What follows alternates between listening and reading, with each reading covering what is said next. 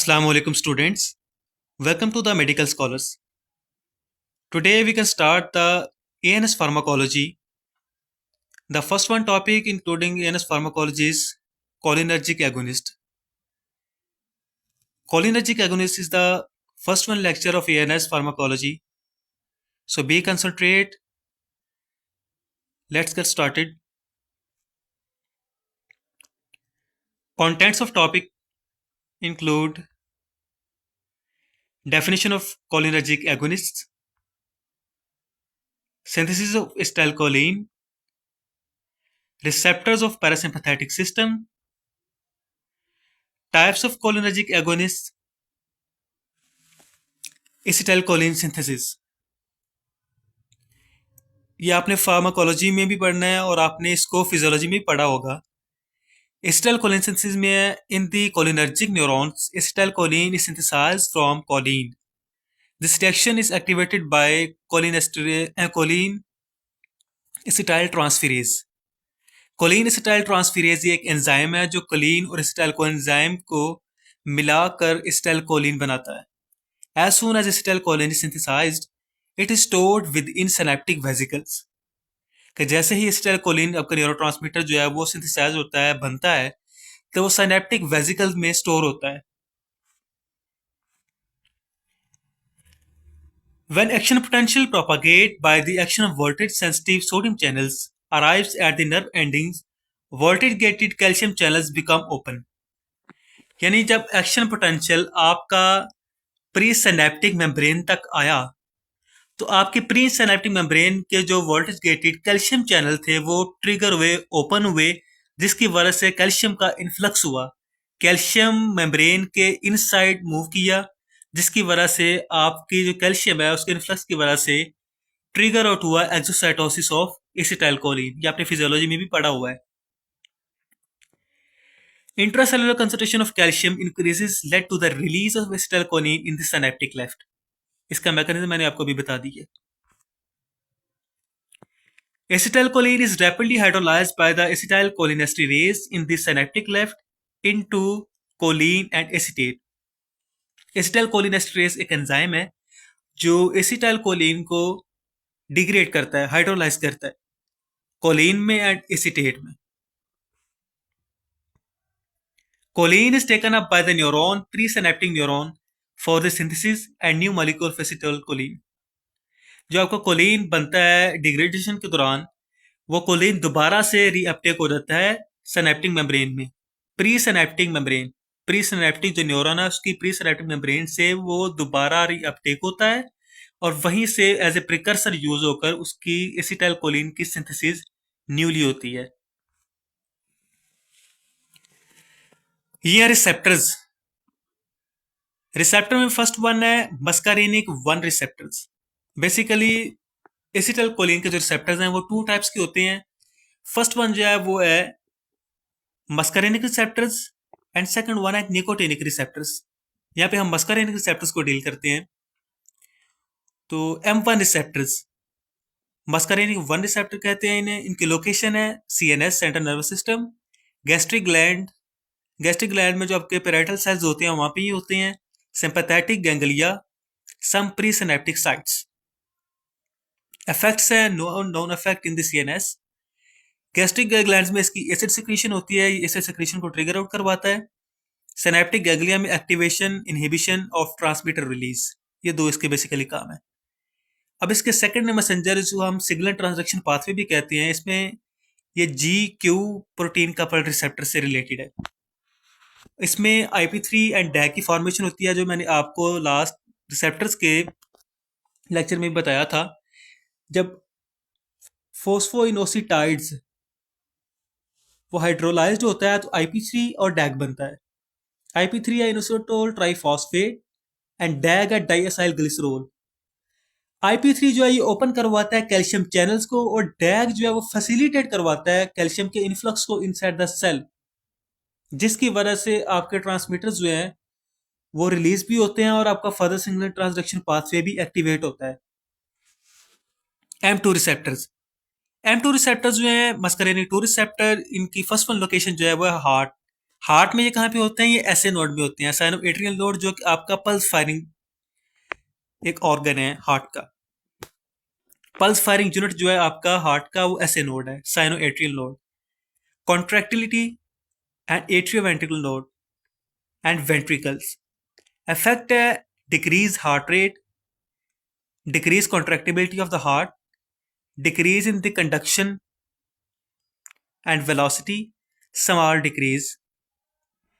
And secondary messenger में इसका आ जाता है inhibition of adenylyl cyclase, opening of potassium channels and GI effect, यानी ये हाइपरपोलराइजेशन करवाता है, ठीक है, जिसकी वजह से आपके जो एक्शन पोटेंशियल है उसकी प्रोपगेशन स्लो हो जाती है, और आपकी पल्स रेट, आपकी कॉन्ट्रैक्टिलिटी, आपके जो ऐसे नोड से फायरिंग होती है एक्शन पोटेंशियल को रिड्यूस हो जाती है, और आपका हार्ट रेट ऑब्वियसली कम हो जाता है।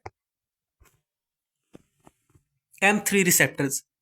M3 रिसेप्टर की लोकेशन है आई, फर्स्ट वन पे जो है circular muscles of iris, ciliary muscles. Circular and ciliary muscle में ये क्या करवाता है? कॉन्ट्रैक्शन। आपकी जो प्यूपल है उसकी कंस्ट्रिक्शन होती है, और मियोसिस कहते हैं उसे। ये भी GQ प्रोटीन का रिसेप्टर रिलेटेड है। इसमें भी IP3 डैग बनता है, और आपका सिग्नल ट्रांसडक्शन पाथवे एक्टिवेट होती है। सेकंड वन पे आप bronchiolar smooth muscles. Bronchial smooth muscle जो है ये आपके बेसिकली रेस्पिरेटरी सिस्टम में होते हैं। रेस्पिरेटरी सिस्टम में भी ये कॉन्ट्रैक्शन करवाता है, ठीक है, जिसे आप ब्रोंकोस्पैज्म कहते हैं। इसीलिए जो मस्कारिनिक एगोनिस्ट ड्रग्स हैं आपकी, उनको आप कभी भी अस्थमा एंड COPD के पेशेंट्स को नहीं देते। मस्कारिनिक एंटागोनिस्ट जो है वो आप देते हैं, एगोनिस्ट नहीं देते। GIT में है third one, smooth muscle of the wall of exocrine gland and the secretory cells, contraction and increase secretion. Fourth one है genitourinary smooth muscle, bladder wall, sphincters, pregnant uterus, और इसके action क्या है? Contraction करवाता है bladder की। Trigon and sphincter muscle जो है वो रिलैक्स होते हैं। डेट्रोसल मसल की जो है ये कॉन्स्ट्रिक्शन करवाता है, जिसकी वजह से आपका यूरिनेशन जो है वो ट्रिगर आउट होती है। प्रेग्नेंट यूट्रस जो है उसमें कॉन्ट्रैक्शन करवाता है। M3 रिसेप्टर की जो 5 टाइप है वो वेस्कुलर स्मूथ मसल में है। वेस्कुलर स्मूथ मसल में ये रिलैक्सेशन करवाता है नाइट्रिक ऑक्साइड की फॉर्मेशन के दौरान, जो कि आर्जिनिन से भी होती है, और फर्दर आपके और सिग्नल ट्रांसडक्शन पाथवे एक्टिवेट होते हैं। 6 जो है इसमें ग्लैंड्स हैं, स्वेट, सैलिवरी, लैक्रिमल, नेजोफेरेंजियल, ठीक है, इनमें सिक्रीशन करवाता है, सिक्रीशन ट्रिगर आउट करवाता है M3 receptor through acetylcholine action. अब हमारे पास आ जाते हैं निकोटिनिक रिसेप्टर, दो टाइप के जो है NN receptors and NM receptors. NN receptor जो है वो पोस्ट गैंग्लियोनिक न्यूरॉन्स उस पर पाए जाते हैं सेंट्रल नर्व सिस्टम में। एक्टिवेशन जो है ये करवाते हैं, और opening of sodium potassium channels, जो सोडियम पोटाशियम कपल चैनल्स होते हैं उनकी ओपनिंग ये ट्रिगर आउट करवाते हैं। NM जो skeletal muscle, neuromuscular end plate, ठीक है, न्यूरोमस्कुलर एंड प्लेट जो है वहां पे ये होते हैं, और स्केलेटल मसल की कॉन्ट्रैक्शन करवाते हैं। Opening of sodium and potassium channels, ठीक है, रिलेटिव आयंस की जो आपकी कंडक्टेंस है उसके जरिए आपके स्केलेटल मसल की कंस्ट्रिक्शन करवाते हैं, ठीक है। नेक्स्ट मूव करते हैं types of cholinergic agonists. These are the following types of cholinergic agonist. Direct acting cholinomimetics. अच्छा, कोलिनर्जिक एगोनिस्ट, कोलिनोमिमेटिक्स, ये एक ही चीज है।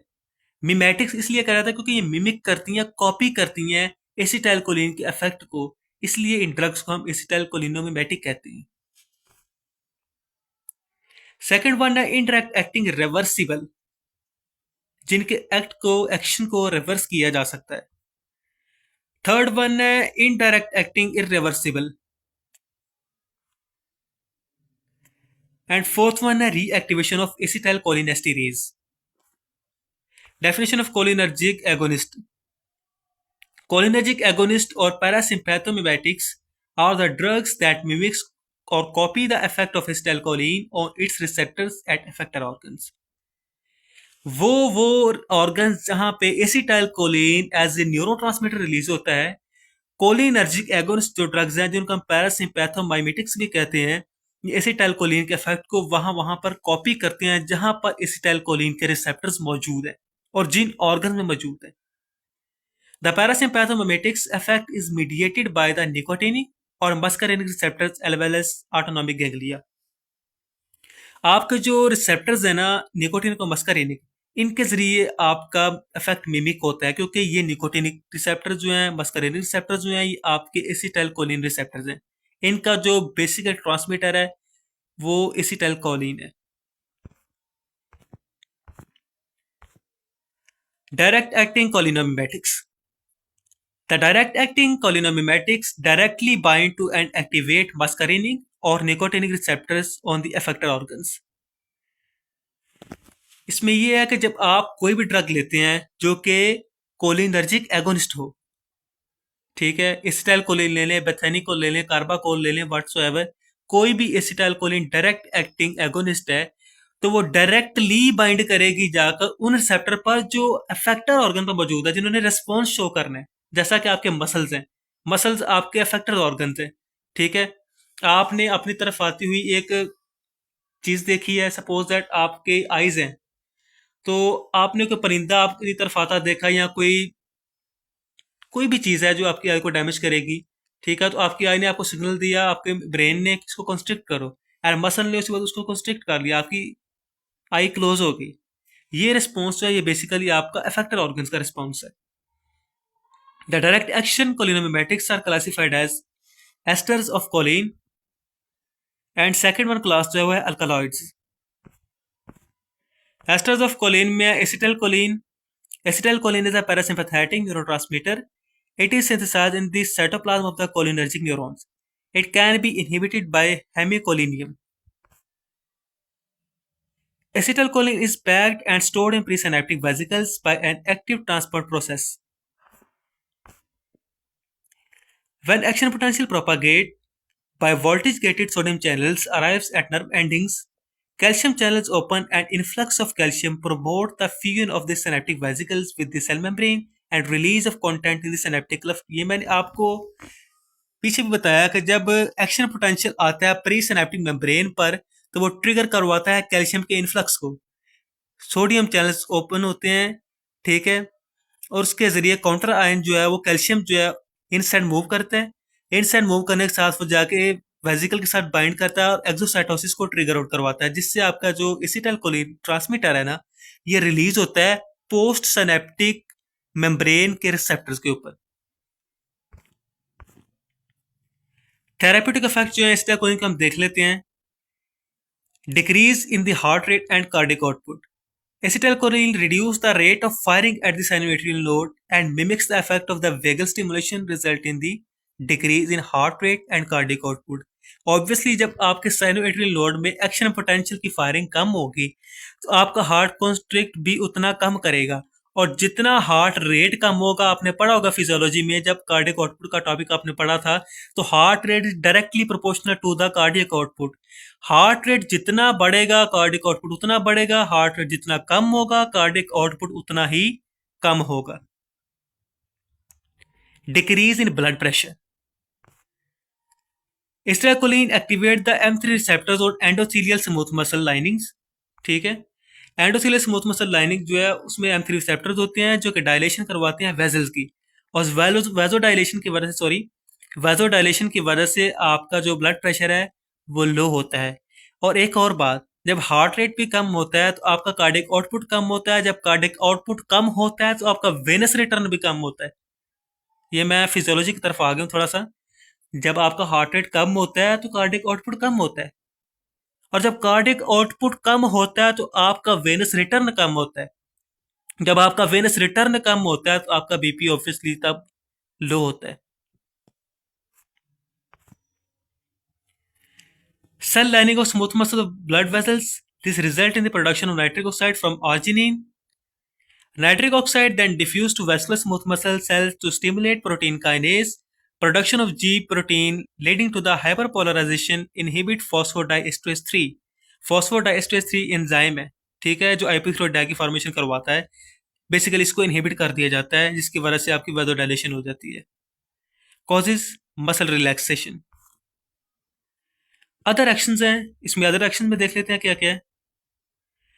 In GI tract, acetylcholine increase salivary secretion, gastric acid secretion, क्योंकि M1 रिसेप्टर्स जो हैं वो मौजूद होते हैं ऑब्वियसली इसके अंदर पेराइटल सेल्स के अंदर, जो ट्रिगर आउट करवाते हैं HCl की सिक्रीशन को.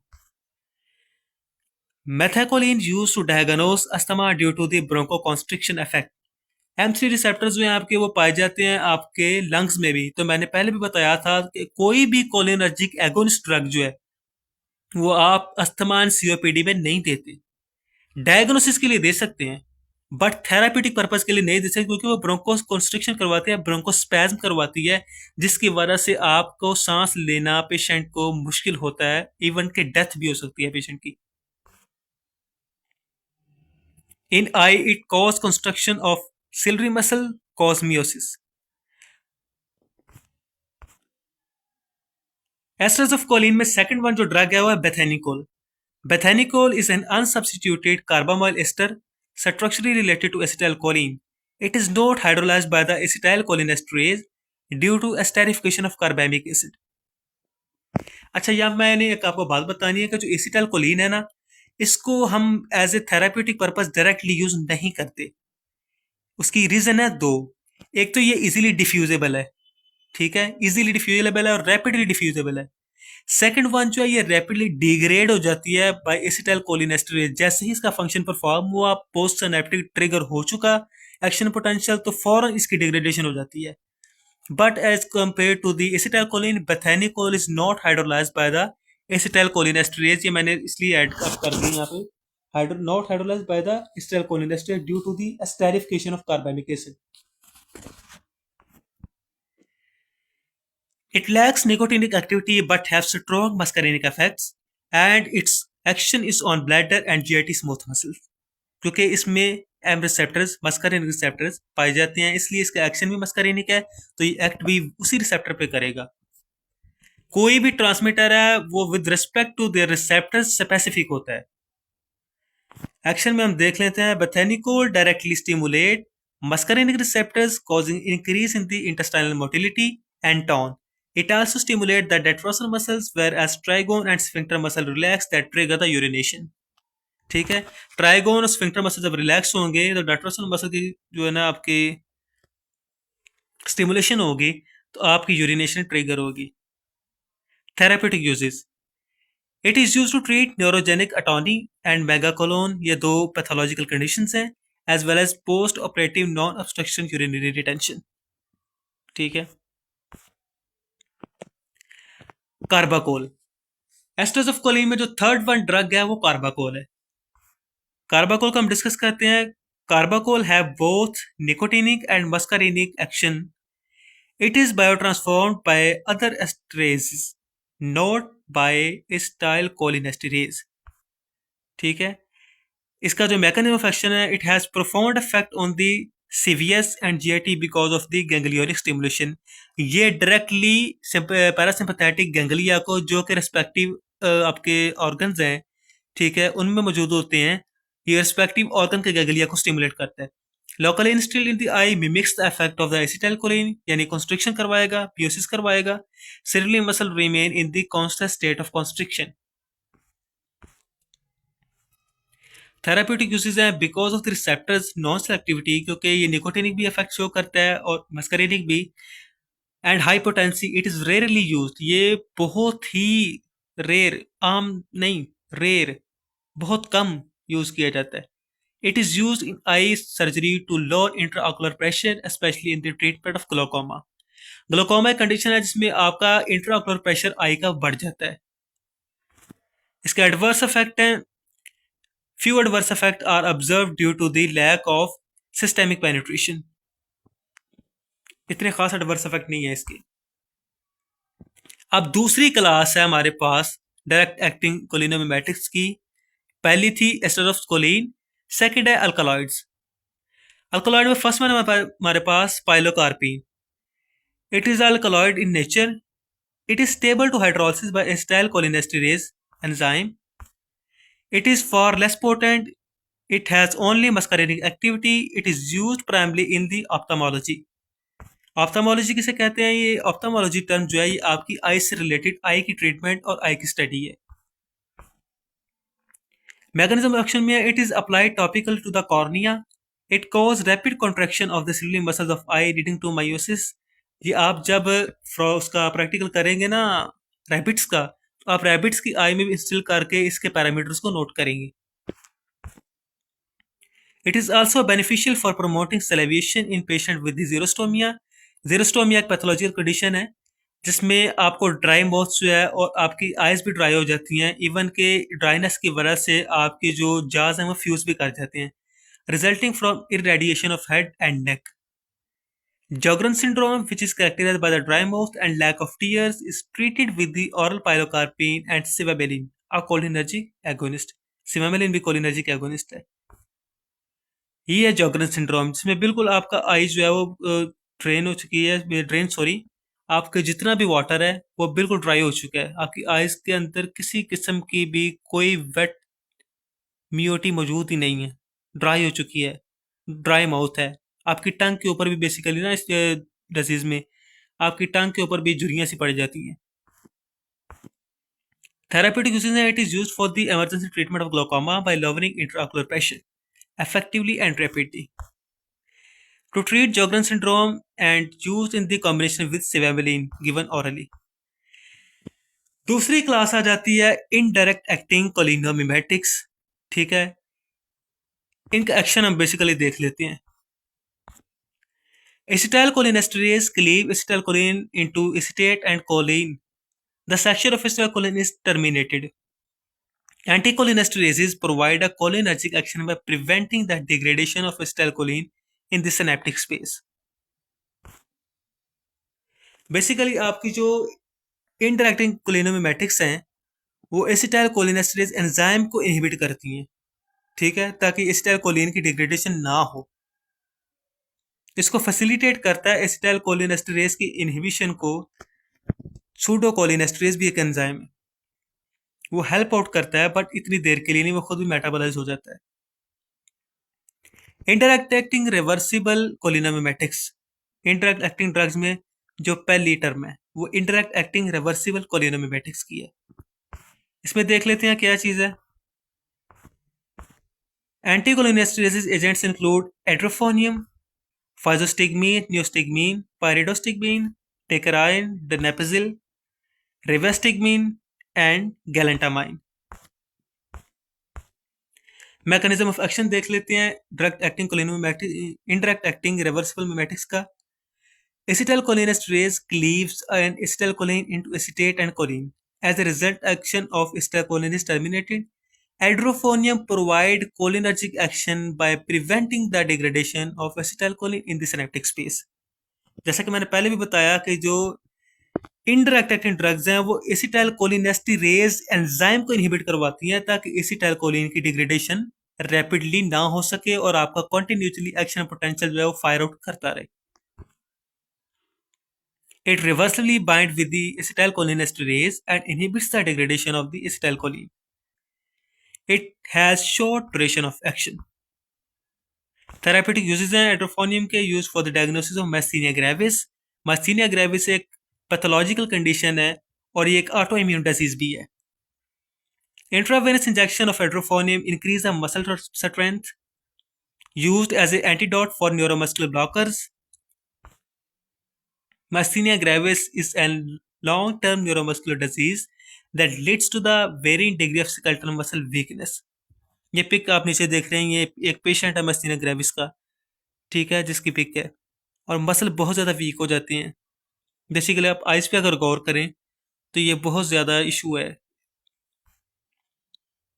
The most commonly affected muscles are those of the eye, face and swallowing.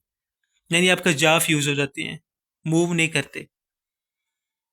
It can result in the double vision, dropping eyelids, trouble talking and trouble walking. Second drug जो है वो फाइजोस्टिगमीन। फाइजोस्टिगमीन potentiates cholinergic action by preventing acetylcholinesterase mediated the degradation of acetylcholine. ये भी उसी तरह acetylcholinesterase को inhibit करती है और acetylcholine की डिग्रेडेशन को रिड्यूस करती है, इनहिबिट करती है। इसका एक्शन जो है वो देख लेते हैं। Physostigmine has a wide range of effects. It stimulate both muscarinic as well as nicotinic receptor, यानी ये भी नॉन सेलेक्टिव है। Its duration of action is about 30 minutes to 2 hours। It also produces CNS effects. Therapeutic uses it increase the intestinal and bladder motility, reverse CNS and cardiac effect of tricyclic antidepressants. ये जब आप anti depressant CNS में पढ़ेंगे तो आप तब ये class पढ़ेंगे, एक सब क्लास है एंटी डिप्रेसेंट्स की. Reverse the effect of atropine. Atropine antagonist है. कोलिनोमेटिक्स जो है वो एगोनिस्ट है. एट्रोपिन जो है ये कोलिनर्जिक एंटेगोनिस्ट है, ब्लॉक करता है कोलिनर्जिक ट्रांसमिशन को. एडवर्स इफेक्ट में most common adverse effects are contraction of visceral smooth muscles.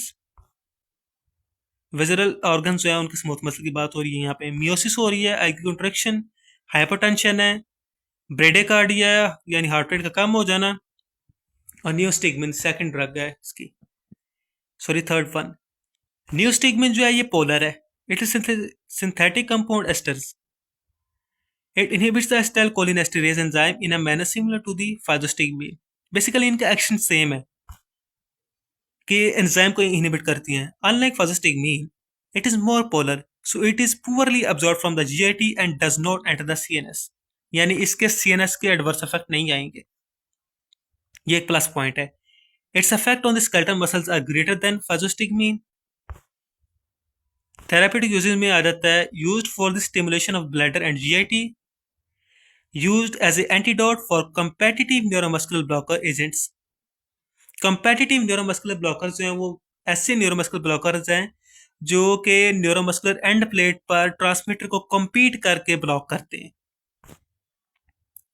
For the management of syndrome symptoms of myasthenia gravis. Adverse effect है इसके salivation, decrease blood pressure, nausea, vomiting है, abdominal pain है, diarrhoea है, ठीक है, bronchospasm है. Contraindications. Contraindication: neostigmine is contraindicated when the intestinal or urinary bladder obstruction is present. Next one है pyridostigmine. These also direct acting cholinesterase inhibitor. These are used in the chronic management of myasthenia gravis. Next ones है tecarine, donepezil, galantamine, rivastigmine.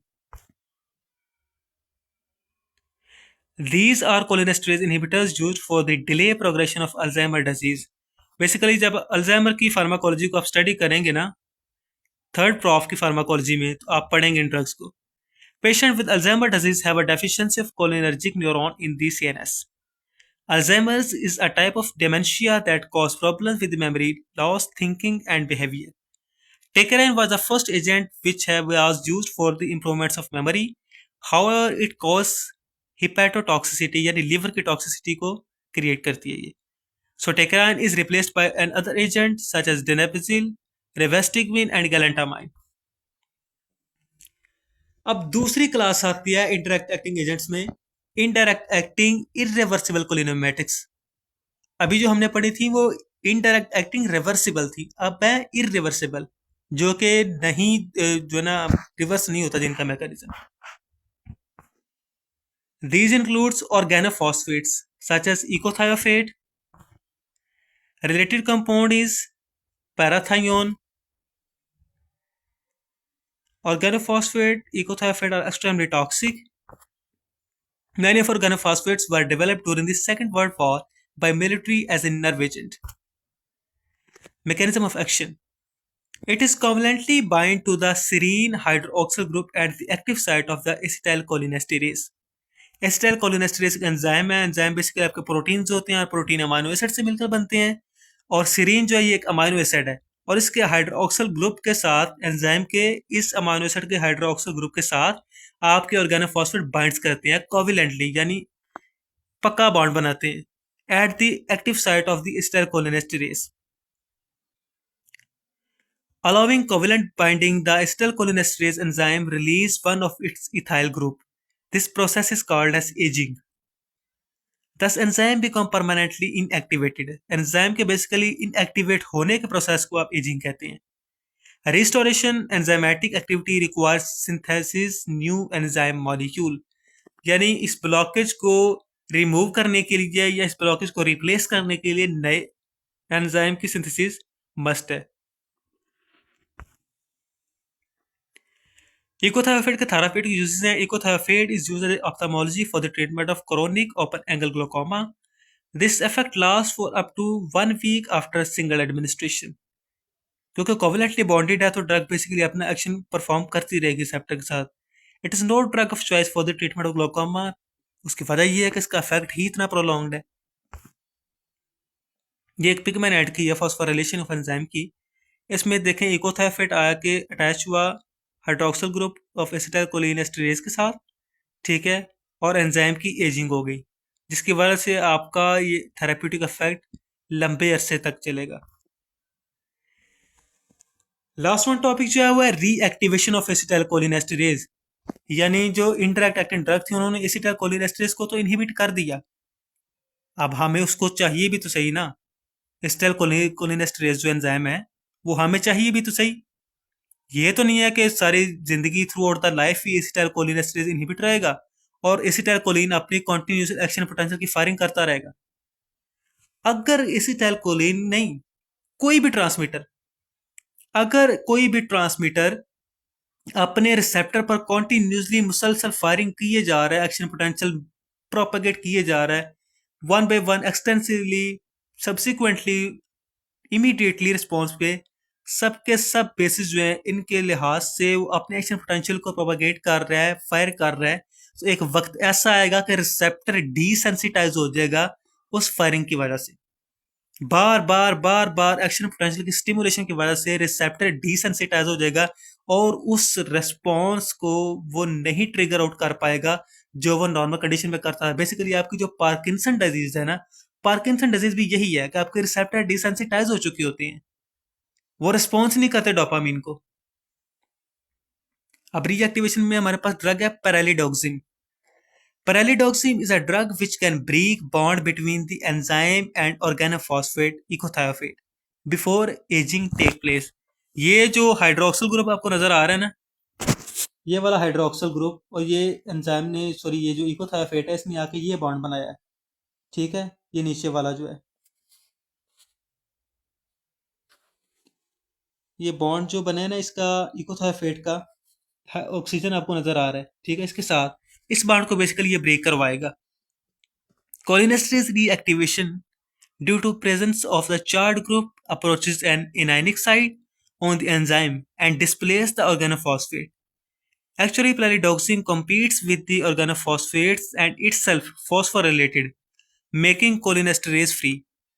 Pyridoxine combines with the phosphoryl group to form soluble complex, setting esteratic site free and thus reactivating the enzyme. ये दो terms है, cholinergic crisis and myasthenia crisis. ये viva के questions हैं। It is a condition of muscle weakness resulting from overdose of anticholinesterase which cause persistent depolarization of motor end plate resulting in the muscular weakness। ये वही condition मैंने बताई है कि जब परसिस्टेंट रिदम के साथ कंटिन्यूसली आपकी डिपोलराइजेशन होती रहेगी, एक्शन पोटेंशियल प्रोपेगेट करता रहेगा, तो रिसेप्टर डिसेंसिटाइज हो जाएंगे, जिसकी वजह से आपके मसल वीक हो जाएंगे। बार बार मसल स्टिमुलेशन जो है ना वो वीक कर देगी। अक्सर आपने जो बड़े बॉडी बिल्डर्स हैं वो देखे होंगे, जो प्रोफेशनल बॉडी बिल्डर्स थे, तो जब वो बूढ़े हो जाते हैं ना तो इवन के उनकी लेग्स तक फ्यूज कर जाती हैं, वो चल भी नहीं पाते। उसकी रीजन ये है कि उन्होंने वर्कआउट इतना किया होता है कि कंटिन्यूसली डिपोलराइजेशन जो है उनकी वो अब रिसेप्टर को डिसेंसिटाइज कर चुकी होती है। माइस्थीनिया क्राइसिस में क्या आता है? It is a condition of muscle weakness which is due to the insufficient dose of anticholinesterase drug. These two conditions may be differentiated by administration of adrophonium IV with facilities of respiratory restrictions, यानी ये respiratory disease के patient को नहीं देंगे। An improvement in the strength signifies myasthenia crisis, whereas further decrease in the strength indicates cholinergic crisis. Possible question जो है viva के वो ये हैं कि आपसे एग्जामिनर जो है वो क्लासिफिकेशन पूछ सकता है एगोनिस्ट की, डायरेक्ट एक्टिंग ड्रग पे आपसे पूछ सकता है, इंटरएक्टिंग से पूछ सकता है, और मैकेनिज्म ऑफ एक्शन या साइड इफेक्ट्स और थेरेपेटिक यूजेस पूछ सकता है आपसे इन ड्रग्स के। इस लेक्चर में किसी किस्म की कोई क्यूरी हो, कोई चीज़ पूछनी हो, कोई चीज़ मिस हो गई हो, कोई क्वेश्चन हो, तो you can freely ask in the comment section. Best of luck for the next lecture. अल्लाह हाफिज़।